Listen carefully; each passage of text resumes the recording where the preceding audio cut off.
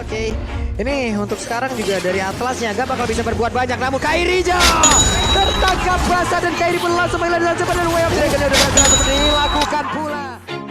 Always do it on my own, so I gotta get through it. And the only thing I know is to love what I'm doing. Never give up, never slow, till I finally prove it. Dan bahkan di sini sebaliknya Kairi nggak dapetin high. Manfaatkan situation, Kairi get to do it tapi apa ya? That's a fact. Dikombokan dengan maksimal. Apa yang terjadi? Flicker loh. Ada sebuah informasi yang berhasil mereka dapat, tapi Samu HD tertinggal sendiri, ditarik. Udah ada lagi satu.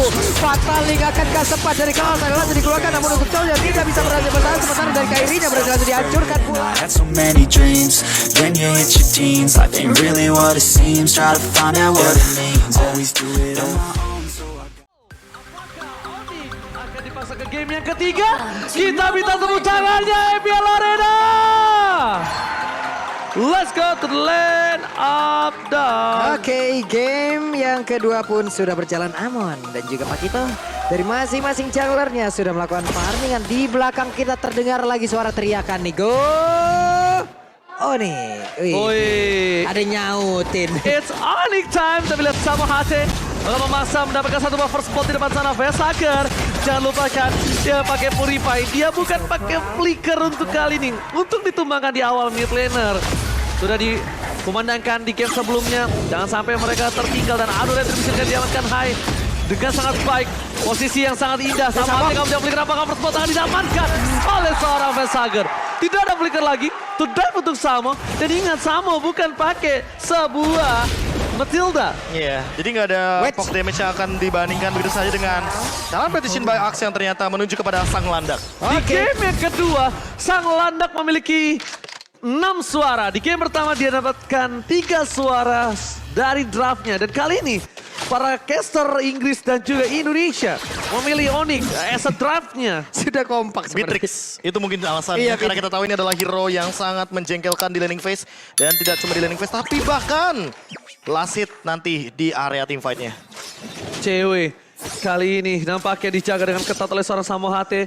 Satu suara, pintu masuknya ditahan dan lihat para pemain dari tim Aura Fire. Mereka tidak tinggal diam. Posisi sebaliknya, Suns kali ini akan dipoking kembali dengan seorang Vesaker. Tapi bedanya adalah Suns gak bisa diselamatkan. Berbeda kasus dengan game yang pertama, Profesor. Dan juga Pak Polo. Oke, ini untuk sekarang juga dari Atlasnya gak bakal bisa berbuat banyak. Namun Kairi tertangkap basah dan Kairi pun langsung mengelar dengan cepat dan Way of Dragon udah berhasil seperti dilakukan pula. Hilang kali ini satu player lagi dari Onyx. Alright, Fluffy. Freestyle dulu, bos. Dengan flickernya dia dapatkan satu momentum dan ini langsung dibalaskan dengan 3 poin. Dari Aura Fire di awal game, Godiva bahkan memicu satu pergerakan ult dari seorang Boots dengan Falling Star Moon-nya. Enggak dipoking lagi dia. Dipoking lagi dan Kabuki tertinggal di arah bottom lane. Tiba-tiba tidak terlihat dan bahkan didapatkan god lane-nya. Jujur seribu jujur. Bottom Ini lane-nya agak cukup kosong. mahal. Bottom lane kosong. Tidak ada yang jaga.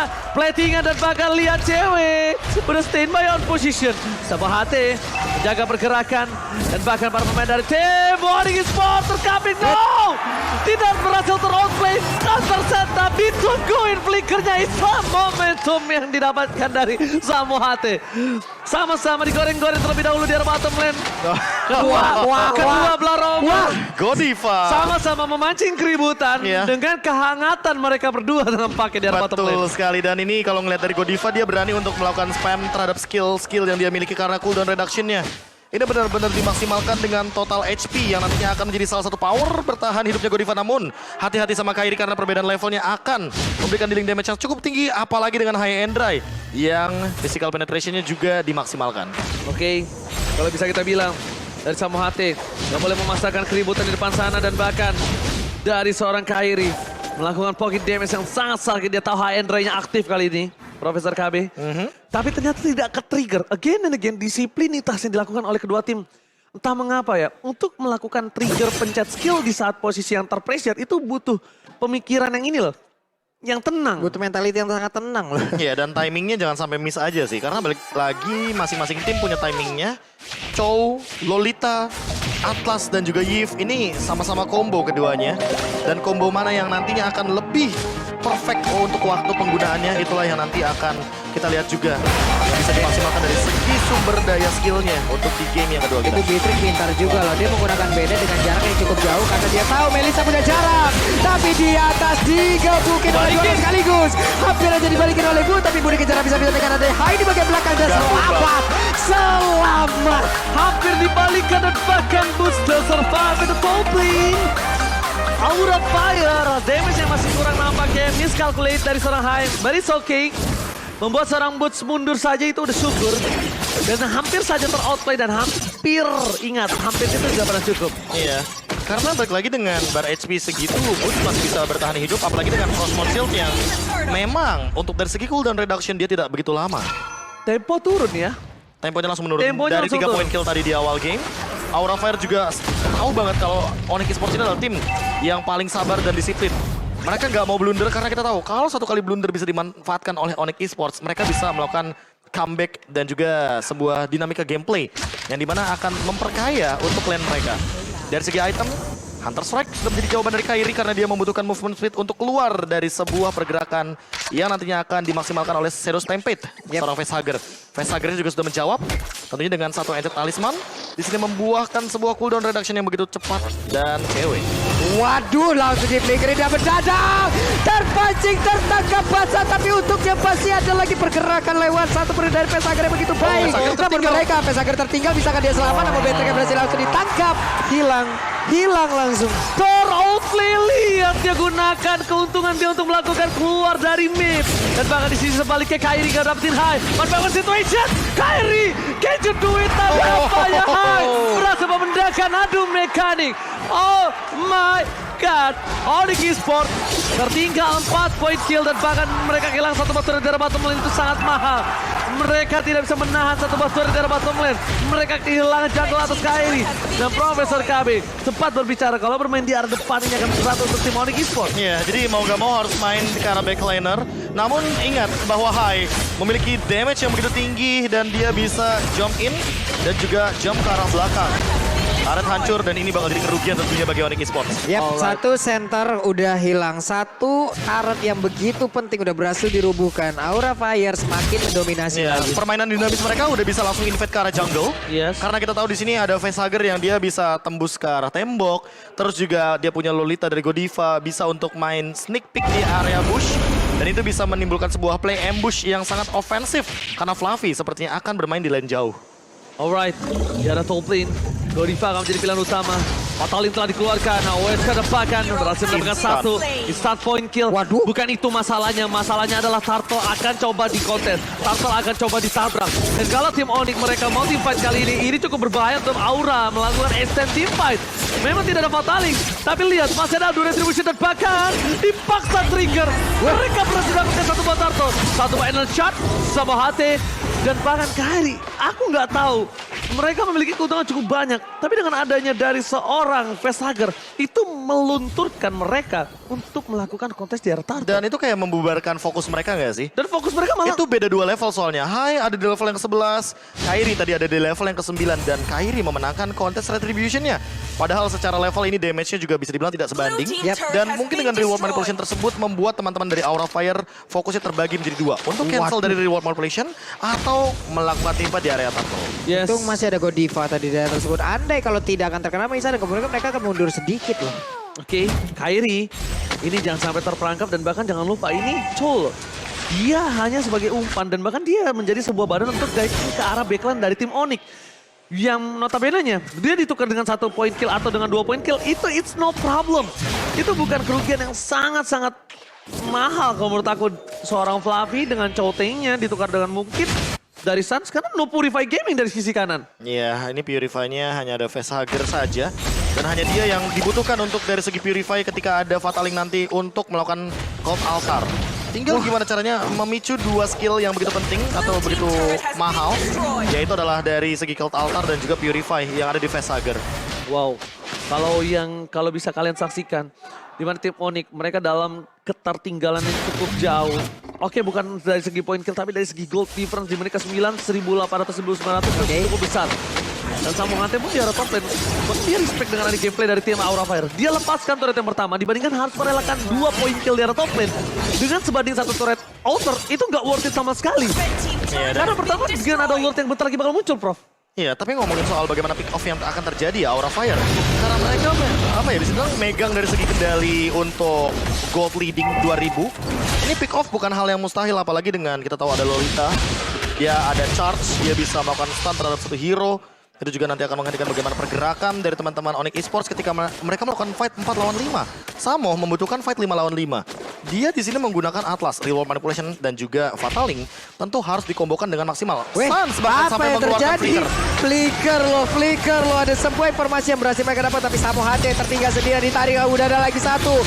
Fataling akankah sempat dari Chaos adalah langsung dikeluarkan, namun untuk Chow tidak bisa berhasil bertahan. Sementara dari Kairinya berhasil langsung dihancurkan pula. Sans yang mundur, tapi mereka semua bergerak maju dan double kill berhasil didapatkan pula oleh pemain dari Aura Fire, dan itu adalah Kabuki. Endless Shard High. Di saat yang tepat, Lot akan didapatkan oleh tim Aura Fire. Lihat, 2000 gold. Langsung dipimpin oleh tim dari Aura Fire. Onyx Esports, mereka nampaknya kali ini membuat sedikit gambling yang cukup berbahaya. Ada sedikit pause, tapi gambling yang dilakukan oleh para pemain dari tim Onyx Esports tadi sebenarnya dia secara nggak langsung pengen ngetes. Iya. Karena itu mereka template mau game yang adu mereka damage miliki. dan itu tinggal bagaimana menanggapi dari segi. Dan bahkan langsung kita lihat menuju ke arah Lord yang sudah didapatkan dengan cukup pasti. Gold difference 4.600 bahkan sudah didapatkan oleh tim Aura Fire. Ini membuat tim Onyx, mereka kemungkinan akan kewalahan untuk dengan adanya tim fight yang harusnya itu menjadi keunggulan untuk mereka. Dengan tim fight 5 versus 5. Tapi kasusnya balik lagi. Mereka punya 2 nyawa. Mereka punya gold difference yang besar. Dan bahkan Flavi mencoba untuk melakukan the Wild Dragon. Kairi telah keluar satu buah Wild Dragon yang tandanya tim Onyx terselamatkan. Kalau untuk kali di posisi aku. Nih, mereka masih berhasil untuk menahan. Mereka berhasil untuk untuk menahan. Hanya saja ujian mereka ya sampai dengan menit ke-15 loh menurut gua. Kalau mereka Onyx Esports berhasil untuk melewati menit tersebut, duel dari momentum dari kedua tim ini, nah itu pasti bakal jauh akan lebih berimbang lagi. Untuk sekarang Aura Fire harus sangat bisa memanfaatkan momentum yang mereka miliki untuk bisa terus push habis-habisan. Dari item kita bisa melihat bagaimana Boots juga sudah menjawab dengan Blade Armor. Untuk late game mereka sudah mempersiapkan hal tersebut, tapi High dia selesai juga dengan Winter dan bahkan di sana sudah ada Divine Glaive, Genius One, Feather of Heaven, lengkap banget magical damage-nya. Attack speed dia ada, Antivirus juga mungkin akan jawab. Samuhate masih bisa menghindari dan bahkan duel Dragon. Fataling terroplay kali ini, tapi ternyata masih ada Roman Blast untuk cover dari belakang. Membuat tim Onyx Esports bisa masuk lebih dalam lagi, tapi Flavi Pot menggunting Flavi.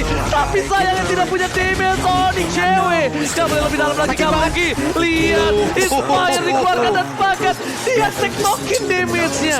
Dia tahu dan dia paksa flicker. Itu benar-benar sebuah baiting yang berhasil dari Thomas. Tapi sayang sekali itu tidak bisa diselesaikan. Kenapa? God difference terlalu jauh. Dan ada 2 nyawa. Dan tidak barengan waktunya. Tidak secara bersama dari segi deal damage. Jadi dari sebuah altarnya selesainya Tepat waktu mulu ya. iya, selesainya nggak tepat waktu, bahkan kalau altarnya selesainya tadi. Opennya tepat waktu. Opennya gitu, tepat waktu mulu. Tadi dari Melisanya si Kabuki sampai rela mengeluarkan satu Inspire guna untuk bisa mendapatkan langsung karena ceweknya. Nggak apa-apa badan gue tembakin sama agro tarik, yang penting gue tembakin balik. Karena ada chance di sana, Iya. ada kesempatan bahwa nantinya dari cewek juga bisa dikembangkan. Apalagi dengan High. 6 kali pick Amon, 67% win rate. Ini membuktikan bahwa play yang dibuatkan dari Amon ini benar-benar sangat maksimal. Dan tidak melupakan juga bagaimana efektif fight dari Amon untuk jangka panjangnya. Dia memiliki damage yang lebih tinggi dari Endless Shard. Jadi benar-benar bisa dimainkan untuk hero-hero squishy di lini depan seperti Pakito. Bahkan mungkin Atlas yang tadi udah sempat kita lihat, flicker pun sampai digunakan loh. Ya, satu hal sih yang harus mereka perhatikan. Bahkan kalau kita lihat ya, dari posisi dari seorang Boots aja itu nggak bisa nahan loh damage dari seorang Amon. Terlalu sakit dan lihat damage skill hingga 34.000 berbanding jauh sekali dengan cewek yang berada di gold lane dari tim Onyx Esports. Oke, ini dimana mereka sekarang udah punya lordnya lagi. Tapi mereka sepertinya fokus ke bagian atas, bawah ini tinggal terlebih dahulu kecuali cowoknya. Cowok berusaha untuk percikan Karamato nahan aja di area tersebut karena ada satu wet minion yang di bawah. Boots-nya gak bakal melepaskannya dan mungkin aja dia bisa menghantarkan buah. Oke, Fluffy di garis depan. Flicker telah dimiliki seorang Fluffy. Ini cukup berbahaya ketika satu bom Flicker yang sama. Sayang sekali. Dengan sama And the only thing I know is to love what I'm doing. Never give up, never slow till I finally prove it. Never listen to the no's, I just wanna keep moving. Yeah, I put out all the art, it's my only medicine. Yeah, everything I do, I'm just being genuine. Yeah, I'm sick of being screwed, feel my own adrenaline. Yeah, I do just what I do, and I hope you let me in, yeah. dipastikan Oli